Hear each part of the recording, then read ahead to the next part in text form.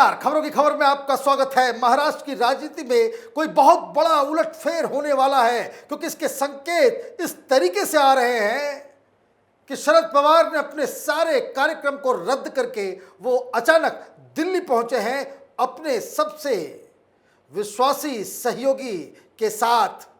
इतना ही नहीं, देवेंद्र फडणवीस को भी दिल्ली तलब किया गया है। पता नहीं अंदर खाने क्या चल रहा है, लेकिन जो खबरें आ रही हैं वो खबरें अघाड़ी सरकार के लिए अच्छे नहीं हैं।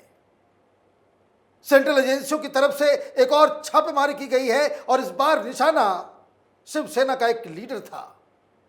साथ ही साथ कोर्ट से भी अघाड़ी सरकार को बड़ा झटका लग रहा है। जिस मंसूबे के साथ ये लोग परमवीर सिंह को फंसाने निकले थे, उल्टा ही अघाड़ी सरकार फंसती हुई नजर आ रही है, क्योंकि कोर्ट ने एक बहुत बड़ी राहत दे दी है परमवीर सिंह को।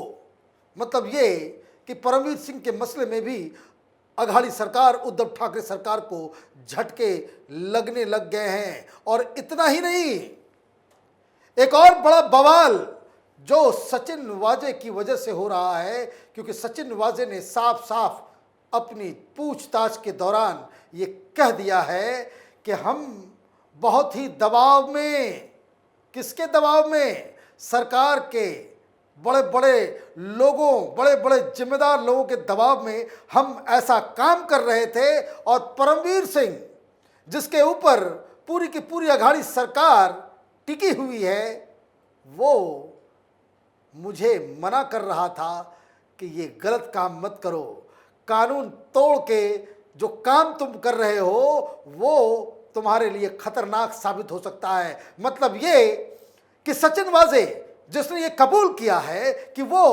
उगाही कर रहा था, वो वसूली कर रहा था, उसने परमवीर सिंह को क्लीन चिट और अघाड़ी सरकार को अपने सारी करतूतों के लिए जिम्मेदार बता दिया है। मतलब ये कौन बचेगा, कौन नपेगा, इसकी कोई गारंटी न तो मुख्यमंत्री दे सकते हैं, ना ही कोर्ट दे सकता है, क्योंकि अब पता नहीं परमवीर सिंह किस हिसाब से अपनी जुबान खोलेंगे। अब जो खबरें आ रही है उसे एक एक करके समझना जरूरी है कि दरअसल अचानक से शरद पवार क्यों भागे भागे दिल्ली आए, क्यों देवेंद्र फडणवीस भी दिल्ली में मौजूद हैं, और क्यों वहां अघाड़ी सरकार के जो मुखिया हैं उनकी चुप्पी अब तक दिख रही है।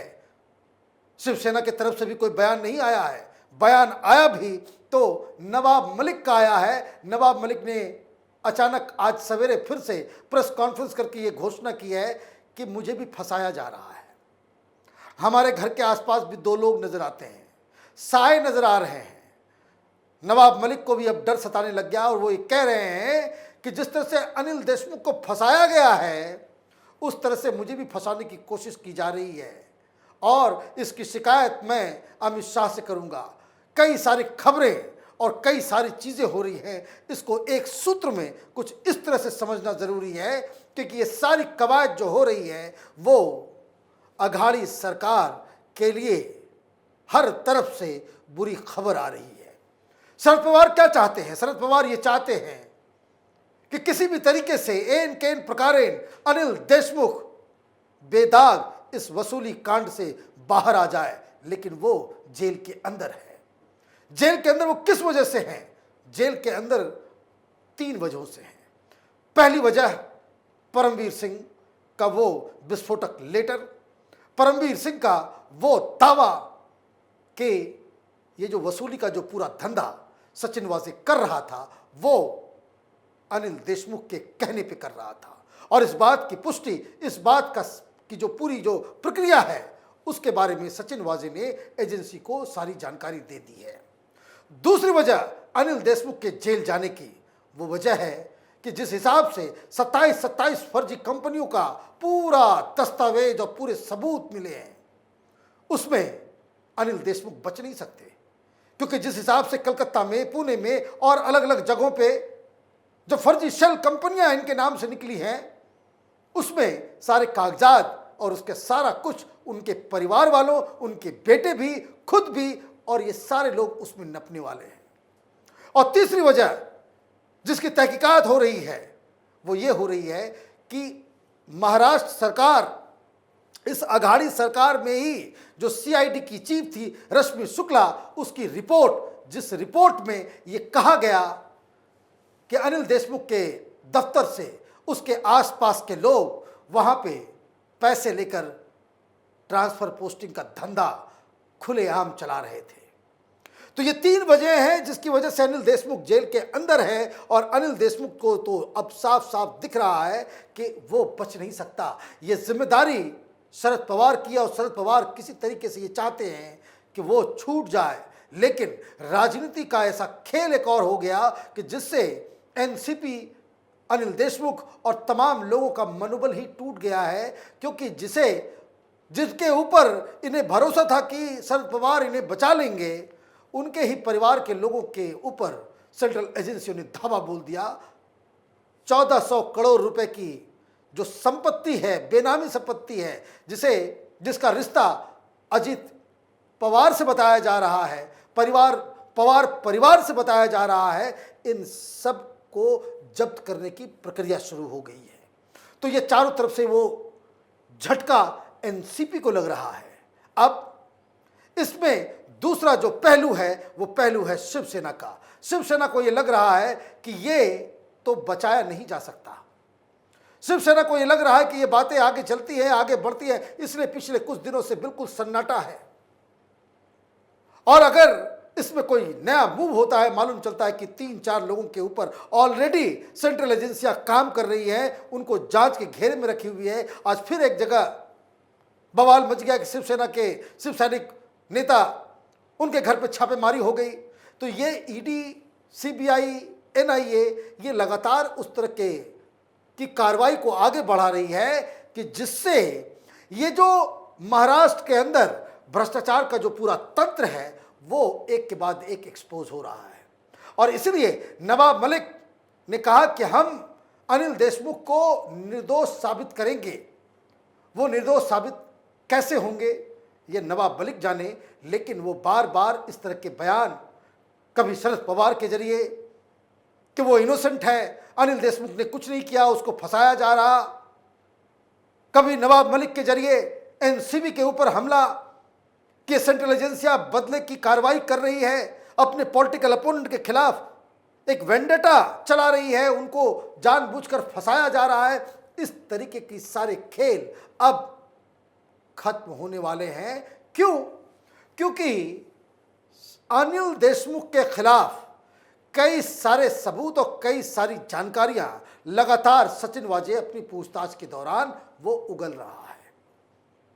वो साफ साफ कह रहा है कि हमें जिम्मेदार लोगों ने ही गैर कानूनी काम करने का आदेश दिया। अब इन सब चीजों के बीच परमवीर सिंह का एक नया एंगल आया। परमवीर सिंह अवतरित हुए। परमवीर सिंह से कई घंटों तक बातचीत, पूछताछ हो रही है।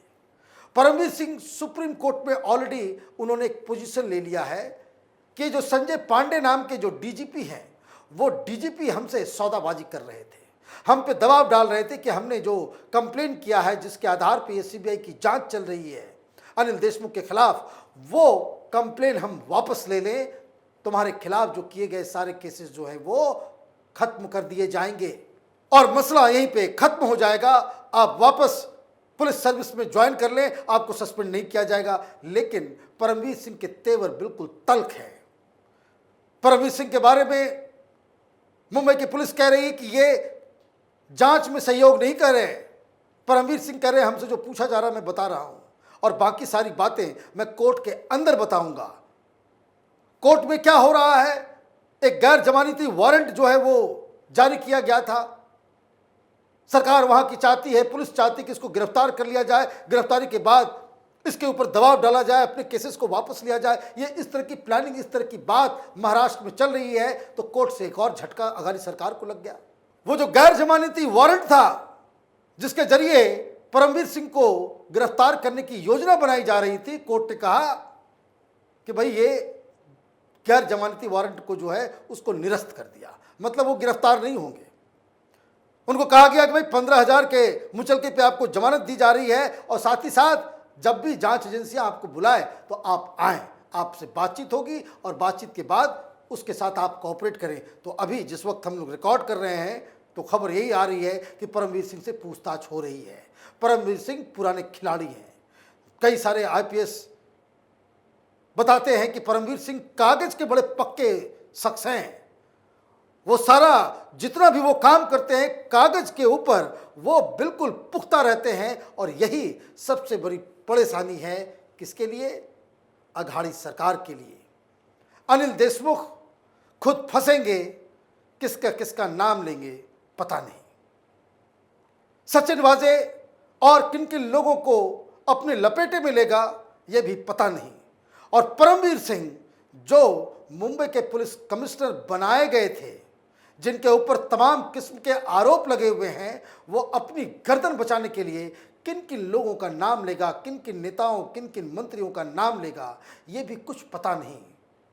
लेकिन ये तीनों जब खुद को फंसता हुआ देखेंगे तो ज़रूर सच का आईना इस देश को दिखाएंगे, ये उम्मीद की जा रही है। और तो और जो तमाम जो डिजिटल फुटप्रिंट्स हैं, जितने भी सबूत मिल रहे हैं, वो इस बात की ओर संकेत कर रहा है कि कई बड़े बड़े नेता महाराष्ट्र के इस वसूली कांड के बेनिफिशियरीज के लिस्ट में शामिल होने वाले हैं। और जब ये खुलासा होगा, कई लोग पब्लिक में अपना चेहरा दिखाने लायक नहीं बचेंगे। और इसलिए महाराष्ट्र की राजनीति में अंदर ही अंदर एक बड़ा भूचाल आया हुआ है। सब लोग अपनी गर्दन, अपनी राजनीति, अपनी पार्टी, अपनी साख बचाने में जुटे हुए हैं। हमारी नज़र महाराष्ट्र की राजनीति पे बनी हुई है।